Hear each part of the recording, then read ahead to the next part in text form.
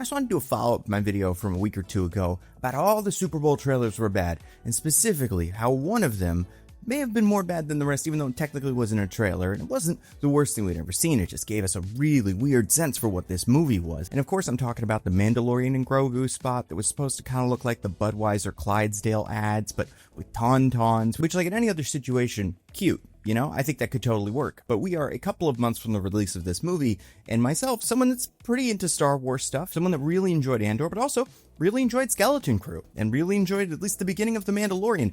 I was wondering, like, what is this movie? I think I even said in the video, like, does this movie exist? Like, because you'd show us some of it, right? Obviously, you would show it. Especially when it seemed like we were going to get a trailer and then that was all we got. And there was another trailer teaser that came out like 4 months ago that was fine. And then there was also apparently a leaked trailer from like Star Wars Celebration or G23 or one of those. And that one, from what I've seen, looks quite good. But for some reason, they're not using that to sell this movie either. But anyway, the Super Bowl commercial was a bizarre choice. I think everybody recognized that. But then yesterday, Disney releases a trailer for Mandalorian and Grogu that is so good that it makes me feel like I'm being hustled. Like I just played 2 horrible rounds of pool with the Mandalorian and Grogu. Now, right when it's getting interesting, Uncle Phil asks Jeffrey to break out, Lucille.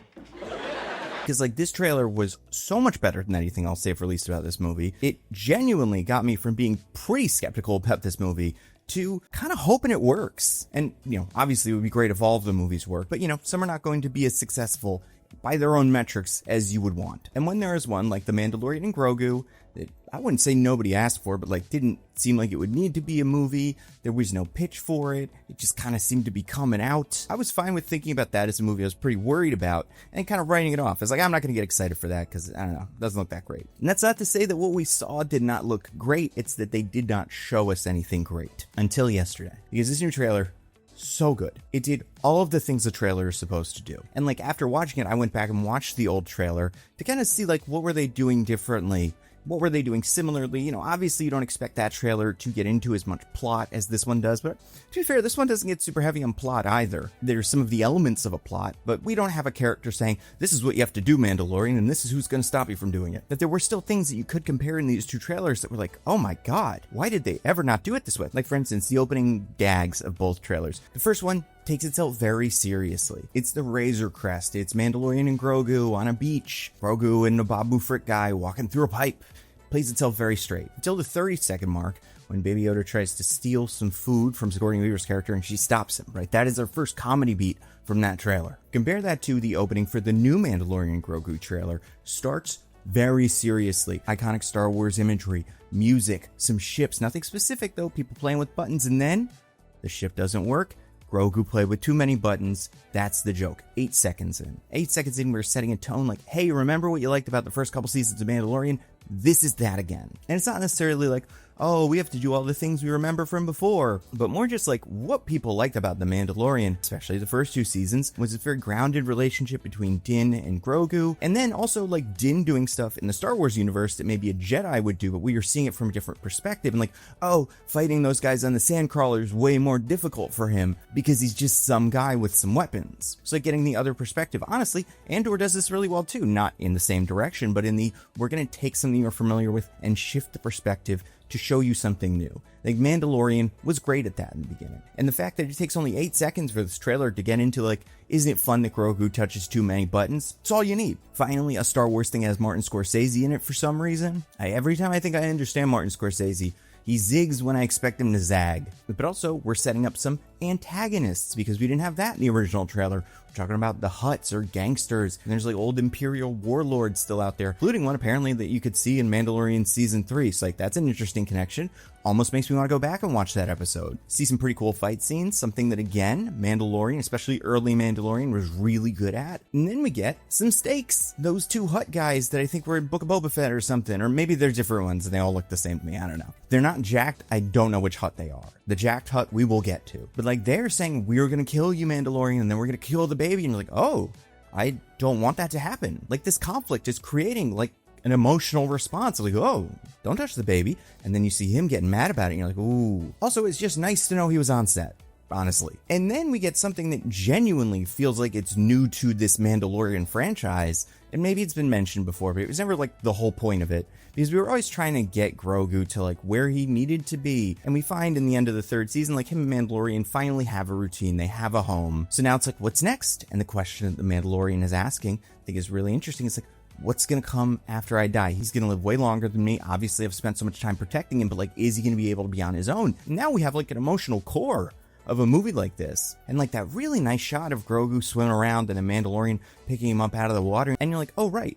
I care about these characters. They are nice. Their relationship is nice. It is cute. And now this idea of like legacy and children outliving their parents and stuff. And we're going to see that very relatable issue play out with these big fun Star Wars characters. And then boom, we got Mandalorian wrestling Jack Rada the Hutt, who's apparently played by Jeremy Allen White. That's going to be fun. Just watching those two fight and like, oh, this is going to be tough for him, but he's kind of clever. And we've seen the Mandalorian do stuff like this before. And whatever the hell this thing is, apparently this is from Star Wars. I'm not familiar with it. That looks pretty scary. We're putting armor on Grogu now. Grogu's getting like weapons, which is like, finally, we're changing something about the look of this character. It's so weird that Star Wars does this, where like originally Obi-Wan Kenobi dressed like he did in A New Hope because he lived out in the middle of the desert. But then when they made the other movies, they went, well, all the Jedi have to dress like him. So that's actually the Jedi uniform, his robes and things like that. And it kind of feels like we're doing that with Grogu, where like, yeah, he's going to be in like a little potato sack when you find him in the middle of nowhere. But like, I assume eventually you're going to put clothes on him. Everybody else in this universe wears pants and stuff.